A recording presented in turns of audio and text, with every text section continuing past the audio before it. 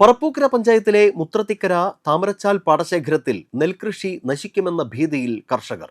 Submersible motor സ്ഥാപിച്ചിട്ട് മാസങ്ങളായെങ്കിലും വൈദ്യുതി connection ലഭിക്കാത്തതിനാൽ pumping നടത്താൻ കഴിയുന്നില്ല. ഉദ്യോഗസ്ഥരുടെ അനാസ്ഥയ്ക്കെതിരെ പ്രതിഷേധം ശക്തമാവുകയാണ്. നെല്ല് കതിരിട്ട് നിൽക്കുന്ന മുത്രത്തിക്കര പാടശേഖരത്തിൽ ഒരു മഴ പെയ്താൽ ഏക്കർ കണക്കിന് കൃഷി മുങ്ങി നശിക്കുന്ന അവസ്ഥയാണ് ഇപ്പോൾ. പുതിയ സബ്മേഴ്സിബിൾ മോട്ടോർ സ്ഥാപിച്ചതോടെ നിലവിലുണ്ടായിരുന്ന പെട്ടിപ്പറ സംവിധാനം മാറ്റിയിരുന്നു. എന്നാൽ വൈദ്യുതി കണക്ഷൻ ലഭിക്കാത്തതിനാൽ വെള്ളം അടിച്ചു കളയാൻ മറ്റൊരു വഴിയുമില്ലാതെ കർഷകർ വലയുകയാണ്. ട്രാൻസ്ഫോർമർ സ്ഥാപിക്കാൻ KLDC 13 ലക്ഷം രൂപ KSEBയിൽ അടച്ചിട്ടുണ്ട്. എന്നാൽ ഇലക്ട്രിക്കൽ ഇൻസ്പെക്ടറേറ്റിന്റെ അനുമതിയില്ലെന്നും എഞ്ചിനീയർ അവധിയിലാണെന്നും കരാറുകാരൻ വേലി കെട്ടിയില്ലെന്നും പറഞ്ഞ് ഉദ്യോഗസ്ഥർ പരസ്പരം പഴിചാരുകയാണ്. മാസങ്ങളായി പാടശേഖര സമിതി ഭാരവാഹികൾ ഓഫീസുകൾ കയറിയിറങ്ങുന്നുണ്ടെങ്കിലും നടപടികൾ ഒന്നുമായിട്ടില്ല.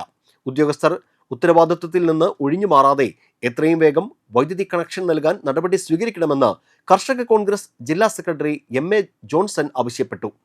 ലക്ഷക്കണക്കിന് രൂപയുടെ കൃഷി നശിച്ചാൽ അതിന്റെ ഉത്തരവാദിത്വം ഉദ്യോഗസ്ഥർക്കായിരിക്കുമെന്നും കർഷകർ മുന്നറിയിപ്പ് നൽകി.